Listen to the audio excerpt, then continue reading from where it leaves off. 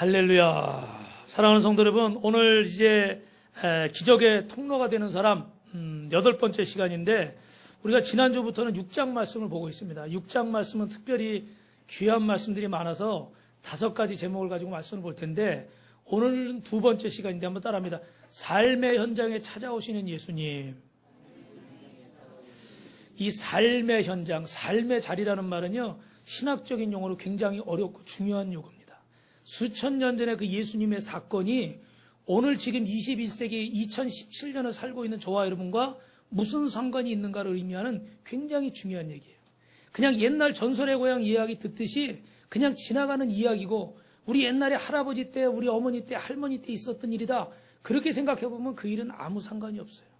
그러나 수천 년 전에 있었던 그 사건이 나를 위한 사건이고, 오늘 이 성경에 지금 나온 이 감사로 제사를 드려 나를 영화롭게, 수천 년 전에 다윗이라는 사람이 했던 이 고백이 오늘 나의 고백이 돼야 되고, 주님이 내게 주시는 음성으로 들을 때 오늘 저와 여러분에게 기적이 일어날 줄로 믿습니다. 할렐루야. 그래서 우리는 꿈과 같은 일이라는 거예요. 다시 한번, 꿈 같은 일이 일어납니다. 여러분, 유럽의 한 농부가 마차를 몰고 도시를 향해서 가는데, 같은 방향으로 가면 태워달라고 어떤 사람이 손으로 들고 태워달라고 그러는데, 검은 망토를 입고 아주 그 모습이 좀 뭐라고 그러나 좀 음산하다고 그래야 될까요? 아주 그 기운이 안 좋게 느껴져요. 거기다가 또 태워줬더니 표정도 뚱한 표정으로 감사하다는 인사도 없어. 그 농부가 우리 통성명이나 합시다. 그리고 인사를 청했더니 한다는 말이, 내 이름은 페스트요. 여러분, 페스트 뭔지 아세요? 들어보셨어요? 콜레라를 우리가 중세시대 때 페스트라고 그러잖아요. 그래서 농부가 깜짝 놀라가지고 당장 내리라고, 나는 태울 수 없다고 그랬더니 이 페스트가 하는 말이, 당신이 태워주든 안 태워주든 나는 그 성에 가야 되는데, 오늘 가는 내일 가는 시간의 문제지 나는 거기 갈 수밖에 없다는 거예요. 그리고 나는 거기서 오늘 10명을 데려가야 된다는 거예요. 10명의 목숨을. 그래서 농부가 제안을 했어요. 그러면 10명 이상은 절대로 손대지 마라, 약속을 했습니다. 근데 딱 성 안에 도착해 보니까 무려 성 안 사람들 3분의 2가 다 어떻게 해요? 이미 목숨을 잃었어요.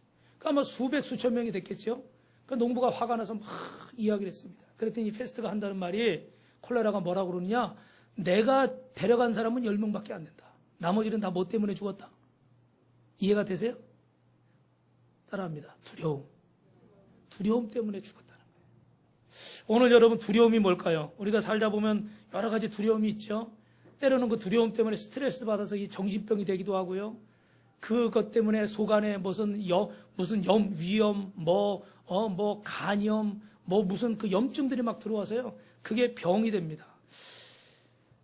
자신감이 없어지게 만들고 우리의 삶의 의욕을 떨어뜨립니다. 그게 심지어는 어떻게 돼요? 자살까지 하게 만들고, 그런 생각지 않은 그런 극한 일들이 일어나요. 이 천둥 소리 들으시고 두려우신 분들이 계시죠? 회개할지어다. 옛날에 우리 사모님이 운전하며 가면 옆에서 경찰 나타나면 저한테, 목사님 경찰 나타났다고. 그러면 제가, 사모님은 나 몰래 지은 죄가 많은가 봐. 경찰만 보면 두려워해. 저는 오히려 경찰차 보면요, 빵빵거리고 가, 빵빵거리고. 옛날에 한번, 이런 얘기 하면 안 되지만, 전도사 때 무면으로 교회차 한번 몰고 갔거든요. 그러면 안 되는데. 근데 경찰이 앞에서 어슬렁어슬렁 가더라고. 그래서 제가 빵빵했어요, 빵빵. 빨리 비키라고. 그 사람이 제가 무면인 줄 알았으면 얼른 붙잡았을 텐데, 한 번밖에 안 했어요. 믿으시는 표정이 아니네. 두려움이라는 거. 잠언 17장 22절에 마음의 즐거움은 양약이라도 심령의 근심은 뼈를 마르게 하느니라. 여러분, 오늘 읽으신 본문에 제자들이 어떤 모습이 나와 있습니까? 17절에 두려워하는 모습을 나와 있죠. 제자들이 작은 배를 타고 가버나움으로 가기 위해서 갈릴리 호수를 건너가기 시작합니다. 그런데 그때 강한 바람이 불어오고 호수의 파도가 점점 거세지는 거예요. 우리는 작은데, 우리가 이런 인생의 한계를 느낄 때 우리는 너무 머리가 복잡합니다. 두렵습니다. 겁이 납니다. 또 영적으로는 악한 영들이 우리를 향해서 도전해 오고 우리에게 두려운 마음들을 가져다 줍니다. 이런 염려와 두려운 마음이 생길 때 오늘 여러분, 사람들은 그걸 위해서 많은 물질을 준비하게 돼요. 그래서 여러분, 노후 자금을 준비한다고 해서 보험을 들기도 하고요, 적금을 들기도 하고요, 어떤 사람은 집을 사기도 하고 땅을 사기도 합니다. 또는 자녀들에게 특별히 더 신경을 써서 보호하려고 그러고, 어떤 새로운 지식이나 새로운 자격증, 내가 있던 이 세대에서 내가 도태되고 있지 않다, 뒤떨어지기 있지 않다, 이런 생각을 가지려고 막 일부러 막 자격증도 따려고 그러고요. 일부러 막 공부도 하려고 그래요. 그런데 이런 것들을 가지고 우리가 두려움을 내어 쫓으려고 하지만 사실 이런 것들로 두려움이 해결되지는 않습니다.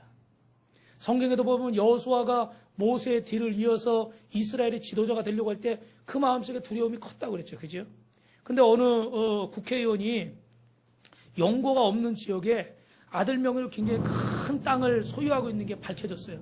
그래가지고 기자가 질문하는 게 이거 투기 목적으로 산 거 아니냐? 이러고 막 질문했어요. 그랬더니 이 아버지가 국회의원이 하는 말이 사실은 내가 어릴 때 가난하고 어렵게 살아서 우리 아들만큼은 내가 그렇게 어렵게 살고 싶지 않기 때문에 우리 아들을 위해서 내가 이 땅을 사는 것이다. 이해해달라. 근데 그 아들이 7대 독자인 거예요. 7대 독자. 얼마나 귀해요. 그죠? 그런데 여러분 얼마 지나지 않아서 이 아들이 밤에 음주운전을 하다가 교통사고로 고속도로에서 죽음을 맞이했습니다. 그러니까 그 아버지가 사는 큰 땅도 그 아버지의 재산도 어떻게 돼요? 다 소용없게 된 거죠. 우리 보니까 그 연예인 중에 이주일 씨인가요? 또 무슨 또 누구 그 연예인들 보니까 독자를 키우다가 독자를 외국에 유학까지 보냈는데 거기서 사고 나가지고 죽은 가정들이 좀 있더라고요. 그게 얼마나 그게 상처가 크고 힘듭니까? 근데 여러분 아무리 내가 지켜주려고 아무리 보완책을 마련하고 아무 준비를 해도 이 질병이나 사고를 완벽하게 막을 수 있는 사람은 부모는 이 땅에 어떤 누구도 없습니다. 그래서 우리의 이 두려움을요 완전하게 뺏어갈 수 있는 일은 아무것도 없어요. 오히려 이 아들이 아버지가 돈 없고 백 없었으면 그 밤중에 술 마시고 음주운전을 했을까? 오히려 반대 상황이었다면 그 자리에 있지 않았을 수도 있었을 거라는 생각도 해볼 수가 있습니다. 사랑하는 성도 여러분, 그럼 우리가 어떻게 해야 될까요?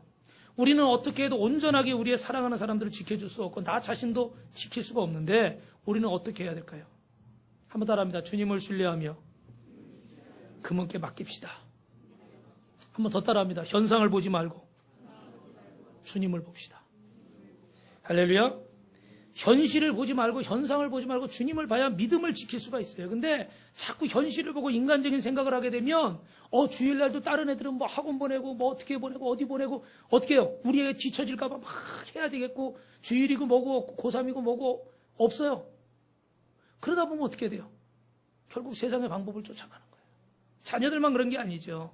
여호수아 1장 전에 너는 마음을 강하게 하고 담대하라. 두려워하지 말아라. 놀라지 말아라. 내가 어디로 가든지 내 하나님 여호와가 너와 함께 하느니라. 할렐루야. 요한복음 14장 1절에 너희는 마음에 근심하지 말아라. 하나님을 믿으니 또 나를 믿으라. 할렐루야.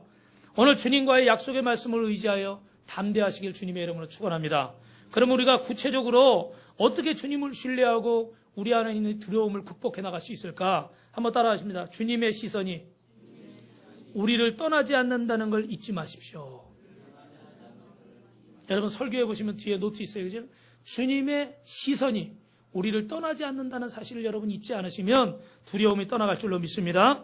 우리 여러분 말씀에 16절, 17절 말씀 우리 같이 읽어보실까요? 시작.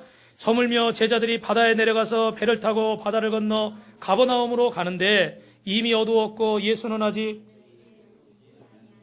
할렐루야. 마가복음 6장에도 같은 말씀이 나와 있습니다. 당신은 사랑하는 제자들이 힘들게 악종고통하는 것을 주님은 다 보고 계셨어요.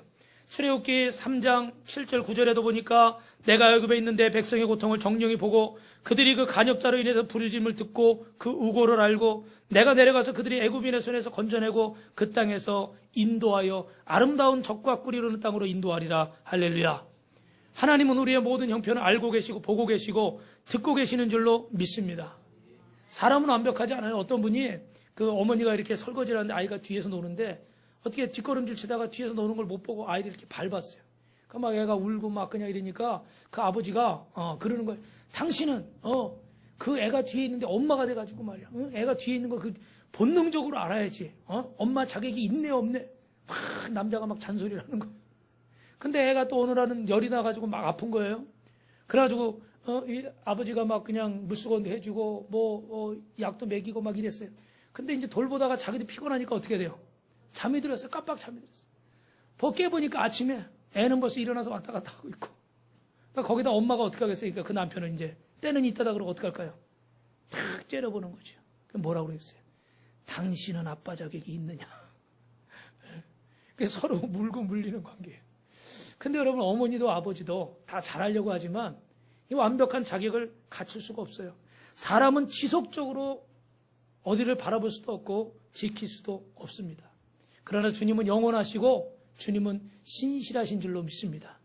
신실하신 하나님, 신실하신 주, 나의 주 하나님은 신실하신 주님. 할렐루야. 할렐루야. 따라 부르는 분이 있으면 더 좋을 텐데. 예. 신실하다는 건 뭐예요? 변함이 없으시다는 거예요. 우리는 예배도 왔다가 안 왔다가, 순종도 했다가 안 했다가, 믿음도 좋았다가 나빴다가. 예. 오늘도 여러분 이 앞자리가 이거 헝하죠? 예.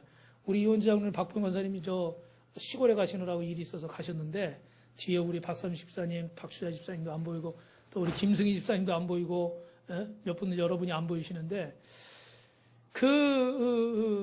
우리는 이렇게 상황에 따라서 이렇게 왔다 갔다 할 수 있어요. 그런데 하나님은요, 변함이 없으신 줄 믿습니다. 항상 그곳에 그 자리에 계셔요. 그래서 언제든지 여러분이 그분을 만나고자 할 때는 주님을 만날 수 있는 줄 믿습니다. 여러분, 사람의 생각을 가지고 하나님을 짐작하지 마세요. 하나님은 오늘도 우리를 계속 지켜보고 계시는데, 오늘 예수님이 밤 4경쯤에, 이게 새벽 3시 정도 되거든요. 그때 제자들을 찾아 나서시는 거예요. 그 새벽 3시 그 피곤한 시간에 다 잠들어 있는 시간에 누가 찾아올 수 있겠습니까? 그런데 우리 주님은 그 시간에도 찾아오셔서 내니 두려워하지 말아라. 할렐루야. 우리 주님이 저와 여러분과 함께 하시고 저와 여러분을 항상 지켜보고 계시는 줄로 믿습니다. 그래서 우리 주님은 창세기 20장에도 보니까 아브라함이 어떻게 돼요? 약속의 땅 가나안에 갔지만 기근이 심해서 애굽으로 내려갔잖아요. 그래가지고 거기 그랄 지방의 아비멜렉 왕에게 그 주변 사람들에게 자기 아내가 너무 이뻐서 자기를 죽이고 뺏어갈까봐 뭐라고 그럽니까? 오빠라고 그래라. 사촌 오빠라고 불러라. 거짓말해가지고 나중에 어떻게 됐어요? 이 아비멜렉 왕이 이 사라를 데려가잖아요. 근데 하나님은 이 아브라함이 이렇게 못났어요. 자기 이 부인한테 내 아내다라고 얘기할 수 있어야 되는데 아이고 오히려 거짓말을 해요. 어떤 사람들은 자기 아내가 아닌데 다른 여자랑 다니면서 자기 아내인 것처럼 하는 사람도 있더라고요. 회개하시기를 바랍니다. 할렐루야. 어떤 사람도 자기 남편이 아니에요. 근데 자기 남편인 것처럼 팔짱 끼고 다니면서 그러는 사람도 있더라고요. 저 또 미국에 가면요, 캘리포니아 그런 데 가면요, 우리 부부가 저녁 때 와서 인사한다고 그래서 딱 부부를 데려왔는데 남자가 누구를 데려와요? 남자를 데려와요. 그리고 아는 목사님이 기겁을 해가지고 여자가 자기 남편이라고 소개를 하는데 누구예요? 또 여자를 데려와가지고 큰일 났어요. 우리나라도 여러분 이게 때가 문제지 그럴 수밖에 없는데 여러분 깨시길 바랍니다. 할렐루야. 참 못났잖아요. 자기 마누라한테 마누라라고 그래야지 왜 얘기를 못하냔 말이에요. 그 두려움 때문에. 근데 하나님은 그 두려움을 어떻게 돼요? 도와주셨어요. 그 아비멜렉 왕 꿈속에 나타나셔서 네가 취한 이 여인을 건드리면 너는 죽을 것이다. 이는 다른 남자의 아내다. 이 아내를 돌려보내라. 할렐루야. 할렐루야. 하나님은요, 내가 두려워서 잘못한 일도 합력해서 선을 이루십니다. 오늘 저 여러분, 주님이 항상 우리를 지켜보고 있는 사실을 다시 한번 잊지 마시길 주님의 이름으로 축원합니다. 내가 너희에게 영생을 주노니 영원히 멸망치 아니할 것이고 또 저희를 내 손에서 빼앗을 자가 없으리라. 저희를 주신 내 아버지는 만유보다 크시며 아무도 아버지 손에서 빼앗을 자가 없느니라. 하나님이 주신 당신의 남편, 하나님이 주신 당신의 아내, 하나님이 주신 당신의 가정, 하나님이 주신 당신의 자녀 절대 빼앗을 자가 없는 줄로 믿습니다. 하나님이 지키실 줄로 믿습니다. 어린 소녀가 비행기를 타는데요. 난생 처음 타보는 것 같은데도 막 비행기가 막 어떤 제트기로 이런 거 있잖아요. 그 막 비행기가 저도 옛날에 중국 갈 때 한번 보니까 막 쿵쿵 몇 번씩 내려가더라고요. 진짜 비행기가 작으니까 겁이 나더라고요. 이러다 이제 뉴스에 나는 건 아닌가 그런 생각이 순간 들더라고요. 굉장히 두렵고 떨리는 일이에요. 그런데 다 어른들은 두려워가 있는데 어떤 소녀 하나는 생글생글 웃으면서 마치 놀이기구 탄 것처럼. 그래서 이 좀 위기의 순간이 지난 다음에 옆에 있는 분이 물어봤나 봐요. 얘, 너는 왜 이렇게 하나도 안 무섭니? 비행기 타고 있는데 무섭지 않아? 그랬더니 이 아이가 뭐라고 그랬을까요? 상상이 가시죠? 조종사가 누구예요? 우리 아버지. 할렐루야. 우리 성도님들도 이제 설교를 많이 들으셔가지고 웬만한 건 결론을 다 알아. 별로 감동을 안 받아. 아유, 그렇겠구나. 이렇게 얘기하려고. 옆 사람하고 인사하세요. 좀 겸손해집시다. 모른 척 좀 합시다. 벌써 얘기 시작할 때 벌써 이미 다 알고 있다는 듯이 딱 이런 표정이야. 이 목사가 신이 나야 설교를 하는데 다 알고 있으니까 설교를 못해. 더 준비하겠습니다. 할렐루야. 우리 아버지가 조종하기 때문에 난 겁나지 않는다는 거예요. 아버지라는 사실만으로도. 하나님 아버지가 저와 여러분과 함께 하시잖아요. 좀 죄송하지만 옆에 분 가까이 계시면 손 한번 잡아보세요. 하나님 아버지가 함께 하십니다. 항상 지켜보고 계십니다. 두 번째 따라하십시오. 주님은 개입하십니다. 전능하십니다. 주님은 우리의 삶에 개입하셔서 전능하신 하나님이라는 걸 보여주신다는 거예요. 오늘 여러분 18절부터 20절에 보면 18절에 강한 바람이 분다고 그랬는데 이건 리빙 바이블이라는 성경이 영어로 게일 이렇게 나와 있습니다. 이거는 초속 29m 이상의 큰 센 강풍을 얘기한다고 그래요. 지금도 막 비바람이 불죠. 천둥이 치죠. 근데 막 어마어마한 이런 강풍을 의미하는 거예요. 그 정도 강풍이 부니까 여러분 얼마나 두려웠겠습니까? 이 작은 배로는 도저히 감당할 수가 없어요. 그냥 한순간에 그 파도 때문에 태풍 때문에 뒤집어질 수가 있는 상황이라고. 자신들은 최선을 다하고 있지만 자신의 힘으로는 도저히 해결할 수가 없습니다. 나는 내 가정의 문제를, 내 인생의 문제를, 우리 직장 사업장의 문제를 내 힘으로 해결해보고 싶습니다. 그런데 내 힘으로 어떻게 해결할 수가 없어요. 그래서 안 되겠다 싶어서 어떻게 돼요? 손을 놔버리는 거예요. 포기하는 거예요. 하나님은 나를 포기하지 않으셨는데 내가 포기해버린단 말이에요. 사랑하는 성도 여러분, 오늘 주님의 음성을 들으실 수 있길 주님의 이름으로 축원합니다. 할렐루야. 하나님의 은혜를 잊어버리지 마시기 바랍니다. 오늘도 하나님이 저와 여러분을 돕고 계십니다. 오늘도 하나님이 저와 여러분을 붙들고 계십니다. 우리 하나님이 조종석에 앉아 계십니다. 그리고 그분이 우리의 삶을 지켜주실 줄로 믿습니다. 제가 오늘 여러분 기도하는데 오늘 뭐 보니까 몇 주 전부터 우리 여름이고 뭐 휴가철이고 뭐 사정도 많고 그래가지고 성도님들이 많이 빠지시고 또 그래가지고 제가 오늘도 설교 끝나고 저기 준비하고 기도하는데 하나님 오늘도 이 빠지는 사람도 많은데 또 이 천둥 비까지 오니 이것도 또 누가 또 빠질지 또 어르신들 또 그냥 비 온다고 교회 안 올지 제가 근심하면서 기도를 했어요. 근데 하나님이 제 마음속에 어떤 마음을 주시냐면 100명, 1000명이 예배하면 뭐하냐? 내가 그 예배 안 받으면. 들으셨어요? 100명, 1000명이 예배해도요, 안 받으시는 예배가 있습니다. 죄송합니다. 어떤 특정한 교회를 얘기하려고 그러는 게 아니고, 100명, 1000명, 10,000명이 모여서 예배드려도 안 받으시는 예배가 있어요. 왜 하나님이 가인의 예배를 안 받으셨어요? 거기 이유가 있죠. 그러나 우리가 비록 적은 수가 모였어도 우리 빛깔 공교회가 작지만 하나님이 받으시는 예배를 드린다면 할렐루야. 하나님이 그 순간 저에게 개입하시더라고. 말씀하시더라고. 깨닫게 하시더라고. 사람 바라보지 마라. 환경 바라보지 마라. 너는 내가 준 말씀을 담대히 어떻게 하라? 선포해라. 할렐루야. 오늘 여러분 이 말씀을 들으시면서 여러분 마음속에 하나님이 개입하고 계시죠? 환경도 여러분 개입하실 줄 믿습니다. 여러분이 기도하는 그 사람의 마음도 하나님이 움직이실 줄 믿습니다. 기도하세요. 기도보다 더 좋은 방법이 있다고 아직도 그런 잘못된 생각을 하고 계시다면 오늘 이 시간에 하나님 앞에 회개하십시오. 그리고 하나님, 내가 아무리 똑똑하고 잘나도 내 입으로 안 되는 게 있어요. 하나님이 하십시오. 할렐루야. 기도하시기를 주님의 이름으로 축원합니다. 마지막 세 번째입니다. 세 번째, 선한 목자 되신 주님이 우리를 목적지에 인도하십니다. 따라합니다. 시작. 선한 목자 되신 주님이 우리를 목적지에 인도하십니다. 21절 읽어볼까요? 시작. 이는 기뻐서 배로 영접하니 배는 곧 그들이 가려던 땅에 이르렀더라. 할렐루야. 제자들이 있었던 것은 거친 파도와 죽음과 두려움이 있는 자리였습니다. 그러나 주님은 그들을 지켜보고 계셨고 그들의 삶에 개입하셨고 이 배가 무사히 목적지에 가려던 땅에 도착할 수 있도록 인도해 주셨다는 거예요. 여러분, 선한 목자 되신 주님 우리의 마음 중심, 가정 중심, 우리 삶의 중심에 모셔드리면 여러분의 문제가 해결될 줄로 믿습니다. 그분을 내 가정의 가장으로, 내 직장의 사장님으로, 내 인생의 주인, 로드, 마스터로 모셔야 돼요. 왜 여러분의 가정에 갈등이 있고 왜 문제가 해결되지 않는지 아십니까? 왜 여러분의 인생이 이렇게 자주 거친 풍랑과 문제를 만나서 갈등하고 괴로워하는지 아십니까? 주님을 아직도 내 인생의 주인으로 모시지 않아서 그래요. 이 왜곡된 죄악으로 얼룩진 이 세상에서 살아가면서 주님이 나의 주인이 되셔야 되는데 아직도 내 한계가 뻔한 이 머리를 가지고 이 지식 가지고 내가 가진 것 가지고 달려드니까 백전백패하는 거예요. 아니 어쩌다 몇 번은 이길 수도 있어요. 그런데 근본적으로는 승리할 수가 없는 거예요. 상대가 되지를 않는다는 거예요.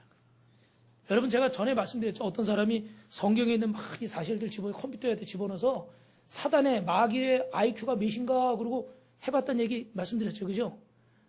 IQ가 몇이라고 그래요? 기억나세요? 사모님 기억나세요? 네, 몇이요? 4,000이래요. 4,000. 죄송합니다 여러분. 제가 여러분을 무시하는 건 아니고 우리 IQ를 다 모으면 지금 4,000이 될까요? 아직 뭐 머리가 아주 좋으신 분도 100 얼마밖에 안 되잖아요. 이게 4,000이라는 건 비교가 안 되고 상대가 안 된다는 의미를 하는 거예요. 우리가 아무리 세상을 맞서 싸우고 싶어도 이 원수마귀를 이기고 싶어도 우리의 힘으로는 안 되는 거예요. 우리의 능력으로는 안 되는 거예요. 그래서 우리는 우리의 방식대로 살지 않고 야곱처럼 내 방식대로 살려고 하지 않고 환도뼈가 부러지면서 어떻게 돼요? 하나님을 만나서 이제 하나님 말씀으로 하나님의 방법으로 살면 승리할 줄로 믿습니다. 제가 목회하면서 여러분들을 만나는데 안타까울 때가 저렇게 하면 안 되는데 저렇게 하면 안 되는데 그런 생각이 들 때가 있어요.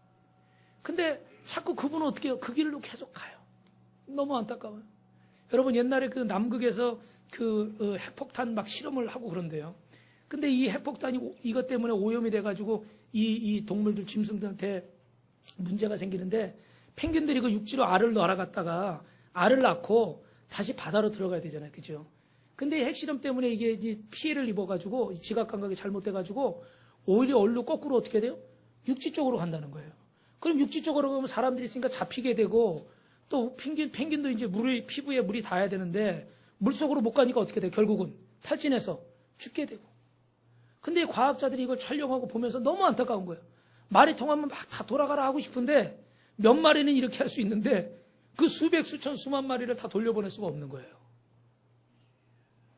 저도 그 장면을 예전에 보면서 너무 안타까운 거예요. 일로 가면 죽는데, 일로 가면 분명히 안 되는데 계속 글로 가는 거예요. 우리 자녀 같으면, 내 새끼 같으면 붙잡아서. 근데 내 새끼도 내 마음대로 됩니까? 안 됩니까? 돼야 안 돼요? 그 잘 안 되더라고요. 그 잘 안 되는데 머리 클수록 잘 안 되더라고요. 아마 우리 여기 어르신들은 더 그런 경험을 죄송합니다.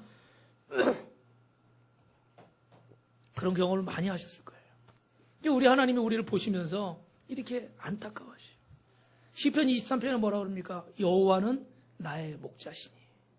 주님이 내 로이 목자가 되셔야 그가 나를 푸른 초장으로 인도하시고 쉴만한 물가로 인도하시고 내가 사망의 음침한 골짜기를 다닐지라도 두려워하지 않게 될 줄 믿습니다. 왜요? 주님의 지팡이와 막대기가 나를 안위하시기 때문에. 그러나 반대로 물질이 내 목자고 사람이 내 목자고 내가 내 목자가 된다면, 내 욕심이 내 목자가 된다면 그 지팡이와 그 막대기로 나를 인도하실 수가 없습니다.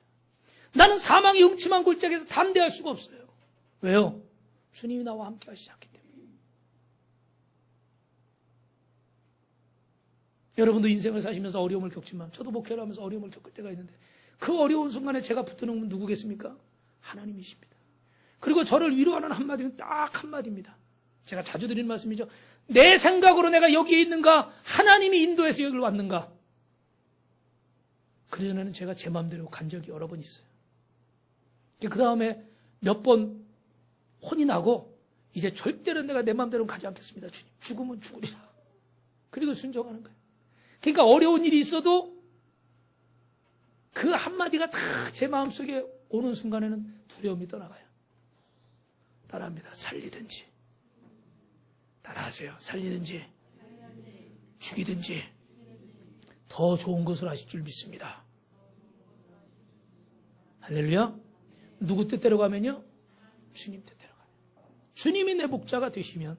그래서 여러분, 잠언 16장 3절에 너의 행사를 여호와께 맡기라. 그리하면 너의 경영하는 것이 이루리라. 오늘 말씀을 좀 짧게 마칠게요. 미국에 직원이 한 20여 명 되는 작은 광고 회사가 있는데 몇 년 전부터 실적이 안 좋아요. 그리고 회사 운영하는데 어려움이 있는데 갑자기 새해 예배를 드리는데 사장님이 새해 인사를 하면서 여러분, 우리 회사의 사정이 좋지 않아서 극기야 중대한 결정을 내릴 수밖에 없습니다. 무엇보다 제가 이 사장 자리에서 물러나고 사장을 새로 모실 것입니다. 그랬더니 직원들이 어떻게 돼요? 우는 사람들이 몇 사람이 있어요. 그때 이 사장이 다시 말합니다. 여러분, 너무 그렇다고 섭섭해하지 마십시오. 제가 이 회사를 떠나는 건 아니라 제가 모시려고 하는 사장님은 하 사장님인데 누구라고요? 하 사장님 많이 들으셨죠, 그죠? 제가 여러 번 말씀드렸잖아요. 하 사장님을 모시려고 그러는데 여러분, 저는 그분을 시키는 대로 그분을 도와서 열심히 일할 거니까 우리 열심히 일합시다. 할렐루야. 그래서 그 회사가 이제 같이 예배도 드리고 더 열심히 일을 했어요. 그게 정말 회사의 실적이 좋아지고 회사가 든든히 선 줄로 믿습니다. 우리 회사 여러분이 운영하는 직장 사업장에도 하나님이 사장 되셔야 되고, 우리 가정에도 주님이 호주되어 주셔야 되고, 우리 인생에도 하나님이 내 주인 되셔야 되고, 우리 사랑하는 자녀들에게도요, 주님이 그들의 선생님이 되어 주셔야 돼요. 할렐루야. 여호와께서 집을 세우시지 않으면 세우는 자의 수고가 헛되다.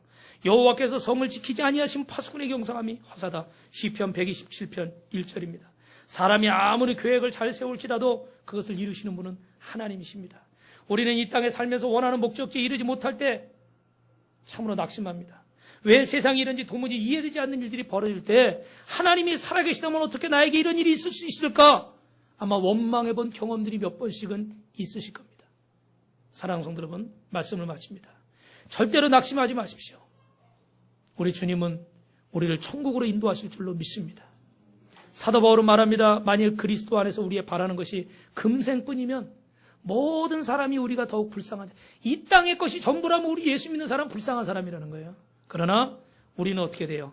저 천국이 약속되어 있고 생각건대 현재에 권하는 장차 우리에게 나타날 영광과 좋게 비교할 수 없도다. 할렐루야. 오늘 우리는 우리의 삶의 자리가 갈릴리 바다처럼 광풍이 불어오는 것입니다. 그런데 주님은 이 상황을 바꿔주실 줄 믿습니다.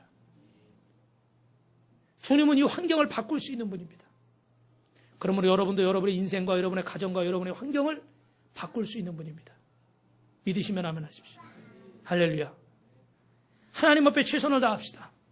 한숨만 쉬고 원망하고 낙심하고 주저앉아 있지 말고 걱정하고 근심하고 핑계만 대고 있지 말고 하나님을 찬양합시다. 하나님이 받으시면 됩니다. 무엇이냐가 중요한 것이 아니라 여기가 어디냐가 중요한 것이 아니라 주님이 나와 함께 하신다는 거예요. 하나님은 여러분을 지켜보시고 여러분의 삶에 개입하십니다. 옆 사람하고 인사합시다. 나는 환경을 바꾸는 자입니다. 나는 상황을 바꾸는 자입니다. 주님이 그렇게 하실 겁니다.